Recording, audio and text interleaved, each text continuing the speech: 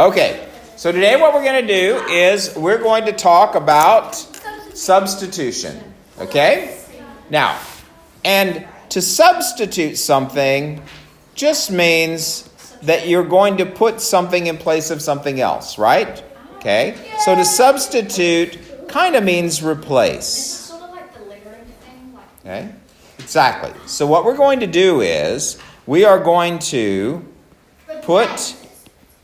Oh, yep. Let's use replace. That's a much better word. We're going to replace a variable. What's a variable, guys?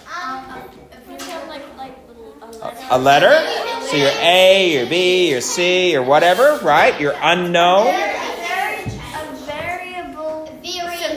Right. So it can be a letter or a symbol that represents something, some unknown number. Okay? So we're going to replace a variable with a given value. Now, by value, I mean a number value, right? Yes. Okay? All right. Now, so we're going to replace a variable with a given value. And when you do that, there are a couple of things you need to remember. And the first thing is that you need to always use brackets. Exactly. Brackets, it's parentheses. Or parentheses. Whichever one you like. Okay? Now, so when you're replacing them, be careful to put them in brackets or parentheses. So say, for example, if you have 4x plus 2, and I tell you that x is equal to 3, that means I'm going to, where this x is, I'll put a bracket, and then a 3, and now I can do the math, right? I couldn't do the math here because I don't know what x is, so I couldn't add anything to it. So 4 times 3 is 12, plus 2 gives me 14. So, and there's your answer. So it's just as simple as that. But you need to be careful when you're replacing them and make sure that you're replacing them carefully and in the right spot. So here we go. His name is Albert? Oh, Sloss. Oh, because it's E equals. I get it. So, all right. So what we can do is we can use variables as numbers that can change. So we can have what are called formulas, like area equals length times width, right? The length and width can change a lot. And if you change them, then it changes the area.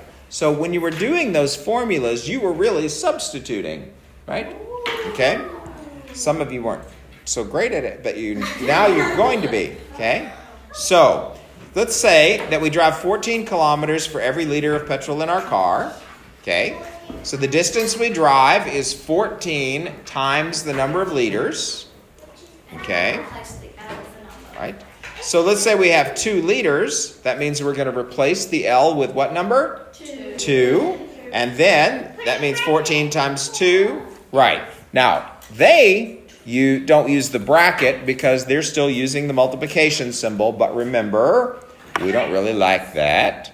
So if it's 14 times L, we could really write that as just 14L, right?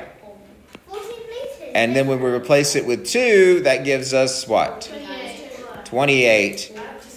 Okay? And that's our distance. But we were traveling in something, kilometers. Don't forget those units, right? Yes, of course. All right? Now, all right, so all you're going to do is replace them. Now again, they're still going to give you the x as multiplication, but do we like that? No. If we're just going to say 14L times L, we'd just write that as 14L, right? Okay? So be careful. They'll still use the x, but you don't have to. I would prefer you not. Okay? Good. So, let's just look at another one. Make sure you're careful about when you're replacing. So look, for example, at this one. If you have 8p, and I say p is 5, right? So I have 8p plus 4. If I say p is 5, can I just write that? Right, that changed it to 85. That's why we need to use the bracket, because we need to make sure that we keep our operation true in order to get the right answer. Right? So be very careful when you substitute to always use the brackets. Okay? All right. Now, after you substitute, then you need to make sure that you always evaluate, which means that means do the math, right? So, if you have a specific thing, so like this one, 3W plus 7, and when the wind is 5 knots, that means that 3 times 5, which is 15, plus 7, which is 22. And there's your final answer. So don't forget, after you substitute, then you can do the math. Evaluate it, right? Give it a value. Do the math. Okay? Excellent. You guys are great. Okay? All right. We're amazing. Well, I know you're amazing. Okay? Now, okay?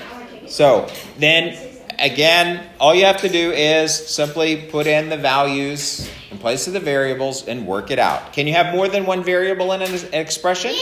Yes. So be very careful to put them in the right number in the right spot, right? Okay, if there is more than one. Then they have to have the same value. Right. So if you use the same letter, so if I say C and C, then that C has to be the same one value for each one. Okay?